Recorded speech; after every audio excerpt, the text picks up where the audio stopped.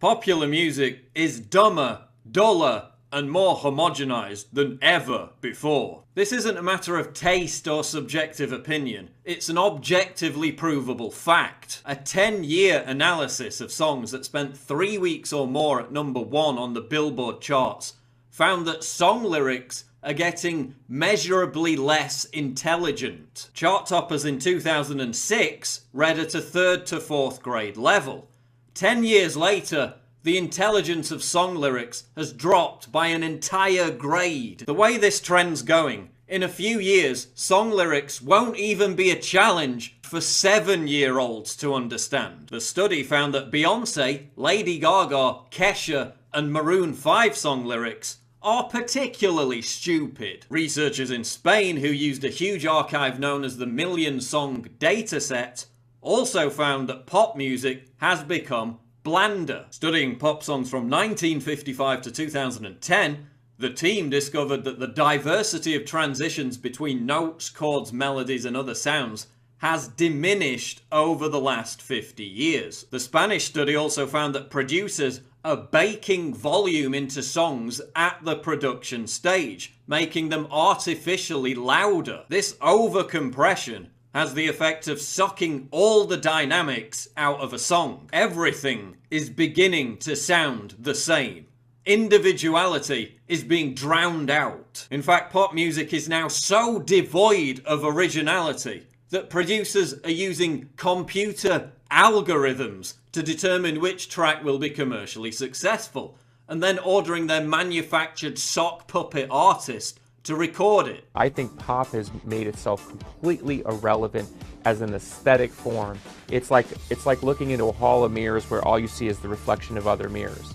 There is so much shameless just adaptation of other people's style that it's almost impossible to tell one person apart from another. Individuality has been erased and wiped away. So why is popular music becoming dumber, blander, and more homogenized? A primary reason is that many of the artists you hear are having their records written and produced by the exact same people. So because in many cases the artists themselves have zero originality, input, or talent, what you're hearing is the characteristics of the same producer on all these different songs by different artists. In fact, many of the songs that grace the top 10 throughout most of the year are written by just 4 different people. These producers then just keep cannibalizing each song to create the next hit. That's why everything sounds identical, and the record companies behind these producers try and sue each other all the time for copyright infringement. But because the songs are marginally different, the charges never stick. The music industry goes to great lengths to hide the real identities of these producers, to maintain the illusion that someone like Taylor Swift actually contributes to the writing of her own songs. And any artists under their control who do actually try to write their own songs are ostracized and cut adrift. Of course, artists used to have to be actually talented to get a recording deal in the first place. Now any stupid fucking bimbo or brain-dead twat can be dragged off a reality show, chucked into a recording studio, and have their shrill warbling auto-tuned for mass consumption. But when it comes to performing live, there's no auto-tune to hide the fact that you have zero talent. Mama,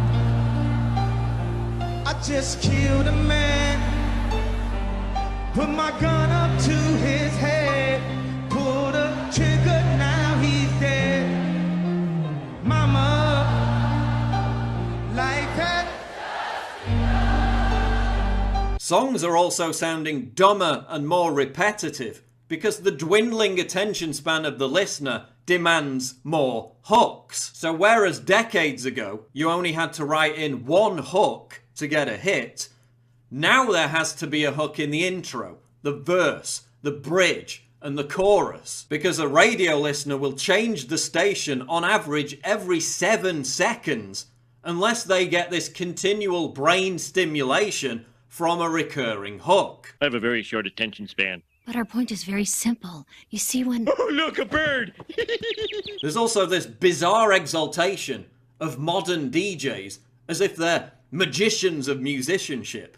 when they're just pretentious wankers whose sole function involves pressing a button every 5 minutes. At least old school DJs used to require a few practical skills to entertain a crowd. Now, thanks to electronic dance music, EDM, the enjoyment of which requires the listener to be mashed off his tits on bath salts, even Paris fucking Hilton is calling herself a DJ. Here's another thing. The subject matter of song lyrics has also noticeably changed. Yes, we've always had sappy, romantic drivel. But whereas a group like Pink Floyd once riffed on the precarious balance between authoritarian power and the individual, All in all, it's just another brick in the wall. now Iggy Azalea riffs on, well, you tell me, because I've got no fucking clue.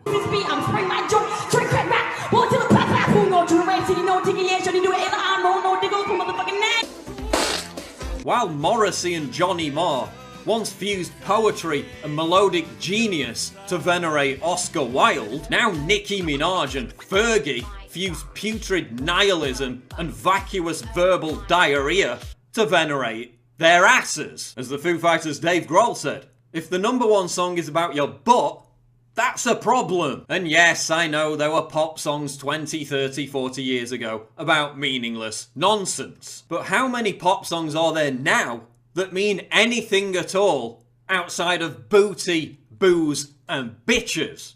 Remember the 60s, you know, that era that a lot of people, you know, have these glorious memories of, which they really weren't that great those years. But one thing that did happen during the 60s was some music of an unusual or experimental nature did get recorded and did get released.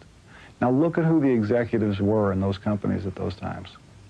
Not hip young guys. These were cigar-chomping old guys who looked at the product that came and said, I don't know. Who knows what it is? Record it, stick it out. If it sells, all right. We were better off with those guys than we are now with the supposedly hip young executives, you know, who are making the decisions of what people should see and hear in the marketplace. So we've established that pop music is getting dumber, less diverse, and more homogenized. And that must be what the audience wants, right? Otherwise there'd be no financial incentive to make it that way. But then when you look at movies and television, diversity, intricacy, and quality has improved as time has gone on. The plotlines of today's Netflix hits and movie blockbusters are infinitely more complex and nuanced than the comparatively simplistic TV shows and films of the 70s and 80s. So why does the consumer demand to be challenged when it comes to TV shows and movies, but yearn to be lulled into a bubble-wrapped coma when they load up iTunes? Why are we demanding smarter entertainment when we choose what TV shows and movies to watch, yet settling for increasingly dumbed down pop music? Well, it's because we're being brainwashed into liking songs that we would usually hate as a result of the simple trick of repeated exposure. Studies of the brain show that our reward centers light up from hearing the same song over and over again, even more so than hearing a song that suits our musical taste for the first time. By saturating radio, television, and online airplay with the same insipid crap produced by the same people, record labels can make us embrace a form of musical Stockholm syndrome. By force-feeding us in this way, they can override our own personal taste, and we eventually give in. After all, everyone else likes it, so it must be good, right? Pop music is the equivalent of junk food. It's quick, it's easy, it's all around us. And just like McDonald's, the producers stick to the same cookie-cutter recipe because it's what people have been indoctrinated to want to consume. I don't feel so good. But while movies and TV shows remain pretty segregated from our immediate lives, music is something we carry with us. It's the soundtrack to our day. It determines our emotions. So as the world around us becomes more perilous and chaotic, we look to music for familiarity and reassurance. This explains the continued success of a band like Coldplay, one of the most trite, banal, and meaningless pieces of dross to ever inflict itself on the music world, led by a frontman who is utterly incapable of writing anything other than lame cliches and tedious generalizations. Here's a band that's still trying to convey some kind of quasi-authenticity, yet whose latest album was produced by the same people behind Rihanna and Katy Perry. Well, as John Harris explains, a band like Coldplay maintains its popularity by acting as a kind of existential balm for humanity. The more dangerous, violent, and illogical the world appears to become, the more predictable, vapid, and unchallenging popular music needs to be. So Coldplay, and many others like them, provide a kind of musical safe space for their arrested development fans. Their lyrics get more blithely optimistic as the reality of the world gets darker. So long as Chris Martin is prancing around in front of bright colours, reassuring us all with his catchy hooks, the masses are calmed. Everything is going to be okay. So in summary, everything is being dumbed down. Everything is being made to sound the same. The music industry is now largely controlled by a handful of mercenaries who have strangled originality and replaced it with predictive algorithms. Virtually everyone that you see is little more than a programmed robot spewing out noises that a computer has decided upon beforehand. That's why everything is so fucking sterile. That's why there's nothing subversive about music anymore. Because whereas musicians used to be interesting people and have actual personalities, and that's where the authenticity of the music came from, now they're more akin to hand-picked Stepford wives. None of it is real. None of it is authentic. But it's still popular because an entire generation has had its brains rewired to think that a rotten McDonald's burger tastes like a premium fillet steak. And that's the truth about popular music.